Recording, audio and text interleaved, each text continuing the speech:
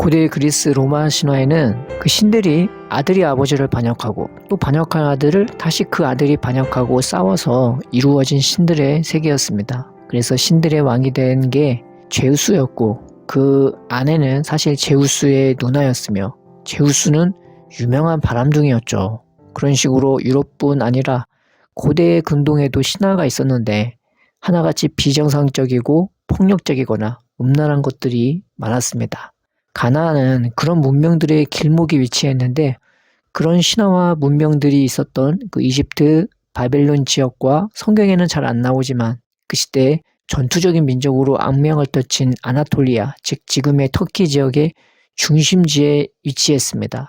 그 길목에 위치한 가나안은 각 지역의 교육로 역할을 하거나 또 중심지에 위치했기에 가나안은 장사의 나라라는 칭호를 얻기도 하고 그래서 모든 문명의 집합제를 경험할 수 있는 곳이 가나안이었습니다. 그래서 가나안에 가면 문명들과 신화가 합쳐져서 그 과정에서 당연히 더 자극적이거나 사람들의 마음을 빼앗는 것이 생존할 수 있었을 것입니다.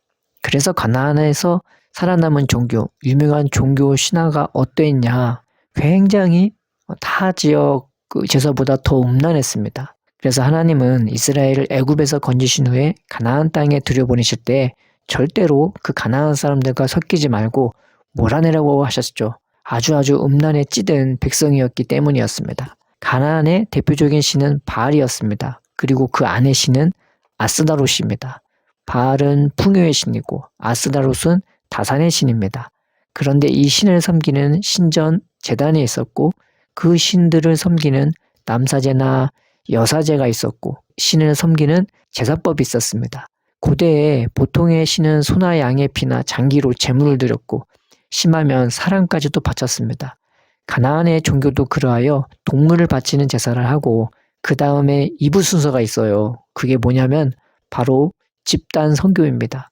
그것을 의식이라고 하면서 진행합니다. 이 제사의 의미는 바알과 아스다롯을 위해 성관계를 맺는 것이었습니다. 그것을 해야만 바알도 아스다롯도 성관계를 맺고 이 땅에 풍요가 일어난다는 생각을 하는 것이죠. 그래서 그런 식으로 제사를 드리는 겁니다. 그래서 바알이 이 제사를 받고 만족하면 하늘에서 비를 내리는데 그것이 신의 정자랍니다. 그것이 땅에 내려 아스다롯과 결합하여 땅에 풍요를 준다는 어이없는 미신으로 그들은 그렇게 제사하고 그렇게 집단 선교를 하는 아주 무지하고 음란한 자들이었던 것입니다. 한마디로 님도 보고 뽕 뒀다는 그런 제사였죠. 그런데 여기에서 주도적인 역할을 하는 것이 바로 남사제나 여사제들입니다. 제사를 집행했던 이 남사제와 여사제가 다른 사람보다 휘황찬란하게 입던 옷을 벗고 그들은 창녀가 되어 이 이부 순서를 주도하는 것이죠. 즉 남사제나 여사제는 실상은 몸을 파는 일을 하는 것이었습니다. 남들이 보기에 화려해 보이지만 실상은 몸을 파는 일을 하는 것이 이 바알과 아스다롯을 섬기는 남사제와 여사제의 일이었습니다. 성경에 모세의 뒤를 이어 이스라엘을 가나안으로 인도하기 위해 선택받은 여호수아는 요단강을 건너기 전 정탐꾼 둘을 가나안 땅의 중간 입구인 여리고를 정탐하기 위해 보냈습니다. 그러나 이 사실이 여리고 왕에게 발각되어 이 둘의 목숨을 찾았을 때 이들을 숨겨둔 이가 있었습니다. 바로 라합이라는 여성이었죠.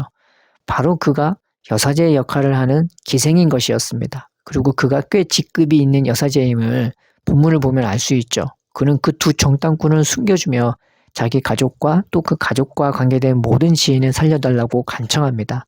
가나안의 모든 백성이 잘 알지 못하는 그 하나님을, 심지어 이스라엘조차 온전히 두려워하지 않는 그 하나님을 라합은 두려워할 줄 알았고 또 그 하나님의 신실함을 알았기에 그는 자신의 생명뿐 아니라 자신의 가족과 일가 친척 또 관계된 모든 사람의 목숨을 하나님께 의탁한 것이었습니다. 그가 평소에 어떻게 살았는지 짐작해 볼 수 있죠. 비록 기생 역할을 하는 여사제였으나 그는 자신의 가족과 일가 친척의 생명까지 소중히 여기는 자였음을 볼 수 있습니다. 그런 긴박한 상황에서 자신의 목숨만 구걸해도 바쁠 텐데 그는 많은 사람의 생명을 생각하며 자신의 목숨을 걸고 두 정탐꾼을 숨겨주고 보내준 것이었습니다. 하나님은 이 라합의 평상시의 삶과 또 이 선택을 얼마나 귀하게 보셨을까요? 비록 남이 보기에는 삐까뻔쩍한 여사제였을지는 몰라도 실상은 벌거벗겨진 창녀이었음에도 그는 자신과 관계된 사람을 위해 성실성의껏 살았을 인물이었을 것입니다. 하나님은 이런 라합의 삶과 라합의 선택을 기쁨으로 받으시고 그를 기꺼이 이스라엘의 백성으로 받아주십니다. 놀랍게 라합의 남편이 누구입니까? 살몬입니다. 살몬은 의복이라는 뜻입니다. 남이 보기에 부끄럽고 수치스러운 인생이었을지라도 하나님은 이 라합을 당신의 의복으로 입혀주시고 그의 모든 수치를 다 덮어주신 것이었습니다. 성경은 이렇게 얘기합니다. 살몬은 라합에게서 보아스를 낳고 보아스는 루색에서 오벳을 낳고 오벳은 이새를 낳고 이새는 다윗 왕을 낳으니라. 놀랍죠? 이 기생 라합이요 다윗 왕의 조상이 되는 거고 또 이 다윗의 족속에서 예수님이 나오는 것이었습니다. 또 이스라엘이 가나안을 정복한 후에 비록 온전히 정복하지 못했지만 그들이 정착하기 시작하면서 일어나는 일들이 바로 사사기입니다. 그들은 가나안에 살았지만 이 가나안 사람들 가운데 살면서 그들은 온전히 하나님을 의지하지 못하고 오히려 가나안 사람들과 같이 하나님 보시기에 악을 행합니다. 그때마다 그들은 눌림을 당하고 주변국들부터 엄청난 괴로움과 약탈과 핍박을 당하죠. 기드온 시대도 그랬습니다. 미디안 종족이 쳐들어오는데 꼭 추수 때만 쳐들어와요. 그래서 그들이 열심히 땀 흘려서 그 추수하는 저작물들을 하나도 남기지 않고 다 약탈해가는 것이었습니다. 그래서 이스라엘이 죽을 지경이었습니다. 그때 하나님은 그 연약한 백성의 연약한 가문, 그 연약한 가문의 가장 약한 기드온을 택해서 이스라엘을 구원해 주시기로 하십니다. 근데 그 부르시는 상황이 좀 웃깁니다. 기드온이 밀을 타작하는데 어디서 타작하냐? 포도주 틀에서 타작합니다. 밀 타작은 넓은 마당 같은 데서 해야 하는 거죠. 사람이 많이 모여서 같이 해야 더 효율이 나는 것입니다. 그런데 이스라엘의 포도주 틀은요, 사람 한 명 누울 수 있는 그런 자리예요. 그리고 포도즙이 모이는 공간은 사람이 웅크리고 들어갈 수 있는 자리인 것입니다. 그러면 기드온이 밀을 어떻게 타작하고 있는 겁니까? 그렇죠. 포도주 틀 그 좁은 공간에 들어가서 걸릴까봐 머리 숙이고 웅크려서 밀을 깨작깨작 아주 조금씩 힘든 자세에서 힘들게 타작하고 있는 것입니다. 그런데 갑자기 하나님의 천사가 나타나셔서 큰 용사여 하나님이 너와 함께 하신다고 말하니 기드온이 얼마나 기가 막히겠습니까? 이것은 왕따가 화장실에서 몰래 도시락 먹고 있는데 천사가 나타나서 인싸여 하나님이 너와 함께 하시도다 하는 것과 비슷한 것입니다. 그래서 기드온의 반응이 어떠했습니까? 감사하다가 아니고 하나님이 함께 하시는데 어떻게 이런 일이 일어나냐고 따지듯이 반문하는 것이었습니다. 하나님의 은혜와 사랑으로 가나안으로 왕처럼 들어갔던 이스라엘이 이제는 열방의 먼지처럼 타작되는 것이 얼마나 처참하고 비참했겠습니까?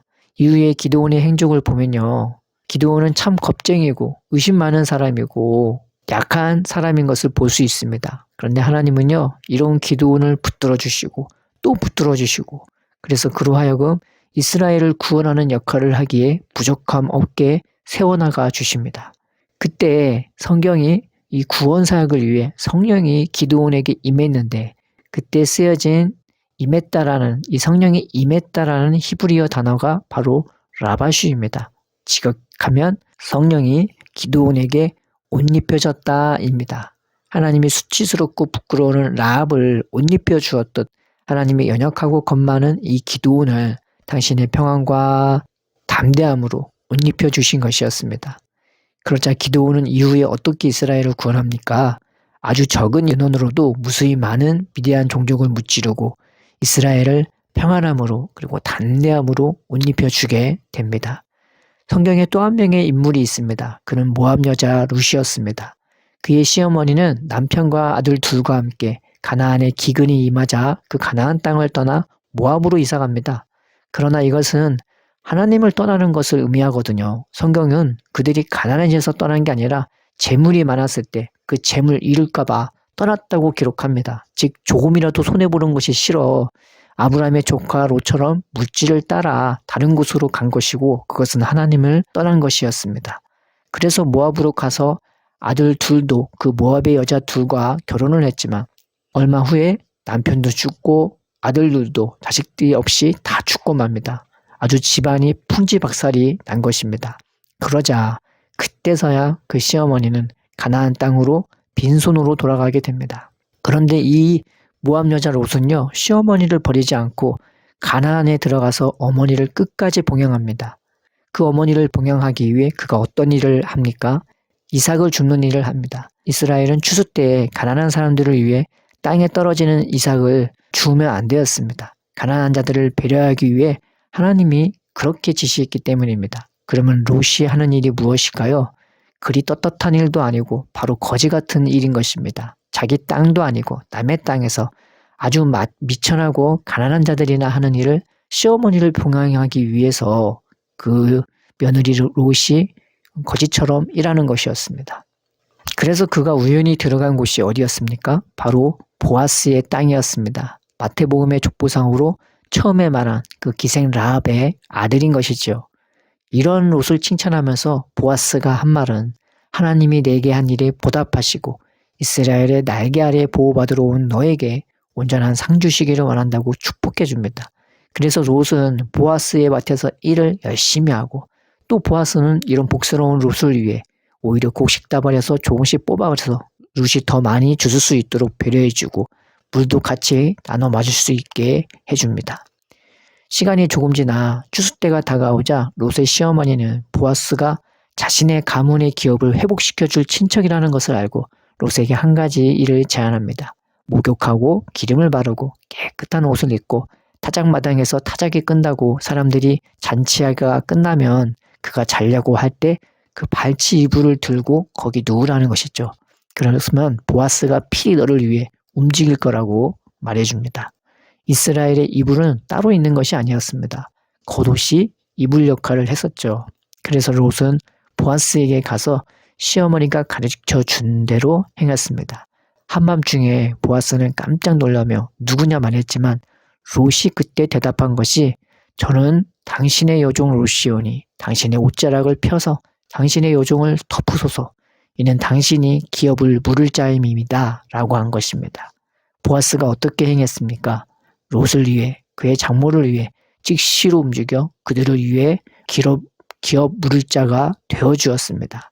그래서 나오미의 죽은 남편과 자녀들의 이름을 남기게 하면서도 자신의 가문의 이름도 동시에 살리는 은혜의 역할을 충실히 감당했습니다. 이렇게 하나님은 시어머니를 위해서 거지 같은 일이라도 수고하고 애쓰는 이런 롯을 보아스의 옷으로 입혀주시고 덮어주십니다. 그래서 성경은 이렇게 말하는 것입니다. 보아스는 룻에게서 오벳을 낳고 오벳은 이새를 낳고 이새는 다윗 왕을 낳으니라.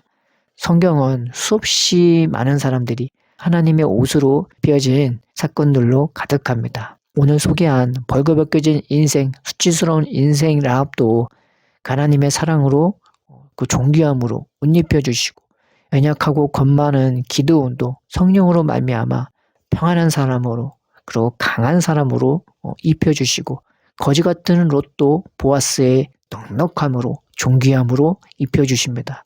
오늘 본문에 아담과 이삭은 선악과를 먹고 이전에 부끄러움이 아니었던 것이 부끄러움이 되어 자신들의 수치심과 연약함을 그저 무화과 나무 잎으로 가렸습니다.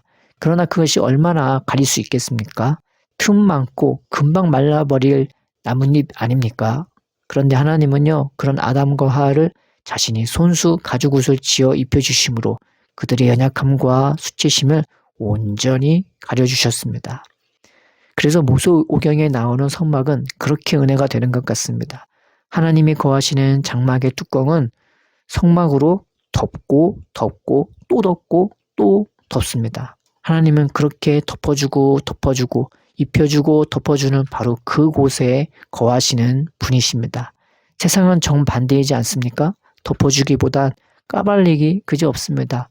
까발리고 들춰내서 조그만 것 하나 나타나면 득달같이 달려들어 물고 늘어지고 정죄하고 죽이기 마지 않습니다. 이런 세상이라면 우리가 그 가운데 어떻게 살 수 있겠습니까? 우리를 하나님의 그늘과 사랑으로 옷 입혀주시고 하나님이 거하시는 처소로 만들어주시는 우리 예수님을 우리가 의지합시다. 우리의 삶과 인생이 비록 수치스럽고 연약하고 가난해도 라합과 기드온과 롯을 옷 입혀주신 그 하나님께 나아가 우리도 그 사랑으로 옷 입혀집시다. 또 우리들도 누군가의 수치와 연약함과 가난함을 덮어주고 입혀주는 그러한 삶이 되도록 우리가 살아갑시다. 하나님이 심히 기뻐하시지 않겠습니까? 사랑의 하나님, 우리도 하나님의 사랑과 은혜 가운데서 옷 입혀지기를 원합니다. 사랑으로 우리의 연약함, 수치심, 가난함을 덮어주시고 입혀주시며 우리가 하나님이 입혀주시는 그 사랑과 은혜 가운데 넉넉하고 감사한 자들이 되어 우리도 연약하고 수치스러우며 가난한 자들을 품어주고 덮어주고 입혀주는 자들이 될 수 있도록 인도하여 주옵소서. 예수님 이름으로 기도드립니다. 아멘.